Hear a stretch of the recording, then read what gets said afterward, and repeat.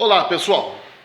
Na aula de hoje vamos falar sobre os sistemas de distribuição física, sobretudo no sistema de distribuição direto, onde vamos tratar dos sistemas cross-docking, merge in transit e transit in point. Quando a gente fala em sistema de distribuição física, a gente, o Garnier, ele fala que esses sistemas eles podem ser classificados em escalonados ou diretos.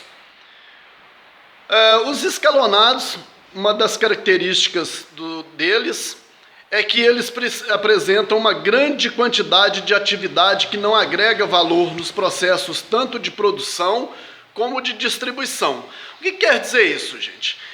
São sistemas que vão gerar mais despesas, vão gerar custos desnecessários, vão retardar o processo da distribuição, vão fazer com que o produto demore mais para chegar para o cliente, enfim, não são sistemas que se apresentam de forma dinâmica, que agregam valor, que geram melhores resultados. Então, na medida do possível, esses sistemas devem ser evitados. O ideal é que a gente falasse, que a gente pudesse trabalhar com outro tipo de sistema, ou seja, o sistema direto. Mas em determinadas situações, nós vamos ver que nem sempre é possível fazer uma distribuição direta. Às vezes a gente precisa adotar o sistema escalonado. Mas só para lembrar que eles não são os melhores sistemas. Na medida do possível, a gente deve evitá-los. Quando a gente fala, então, nesse sistema escalonado, geralmente eles possuem um ou mais armazéns central, ou então um conjunto de armazéns, ou os chamados centros de distribuição avançados, que são também conhecidos como CDAs. Então aí nós podemos ver um esquema, onde a gente mostra os dois tipos. Na parte superior a gente tem a estrutura escalonada, que vão necessariamente trabalhar com CDA. Essa é uma estratégia bastante comum, bastante utilizada pelas instituições atualmente. Quando a gente trata da questão do sistema direto, as instalações intermediárias vão existir também. Só que nós vamos ver que a forma de funcionamento é diferente daquela que nós temos no sistema escalonado, ok? Então, quando a gente fala do escalonado, eu tenho a figura do CDA. Quando eu falo do direto, eu posso fazer a distribuição direta, que é aquela onde o produto sai de um ponto de origem e vai para o ponto de destino diretamente, sem passar por nenhuma instalação intermediária.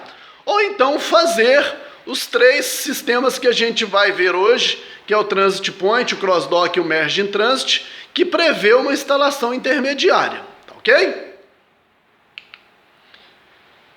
Olha, quando a gente fala então no sistema escalonado, o CDA ele tem basicamente o papel de intermediar o processo da distribuição, ou seja, o produto sai de um fornecedor ou um armazém central, passa num centro de distribuição avançado e segue rumo ao mercado para atender os clientes. Por que tem necessidade de passar por esse CDA?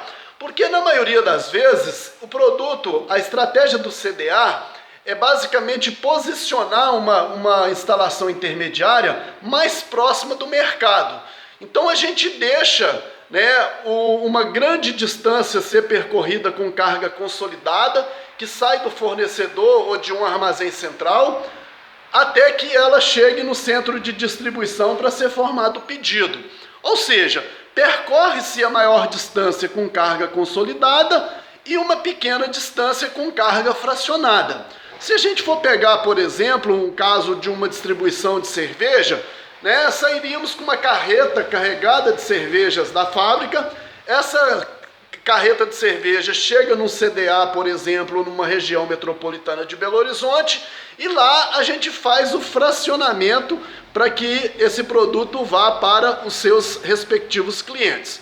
Então a figura do CDA nesse processo é basicamente o quê? Servir de apoio para que o produto que saiu da fábrica numa carga consolidada seja fracionada. A grande característica desse sistema é a formação de estoque nesse CDA, tá ok?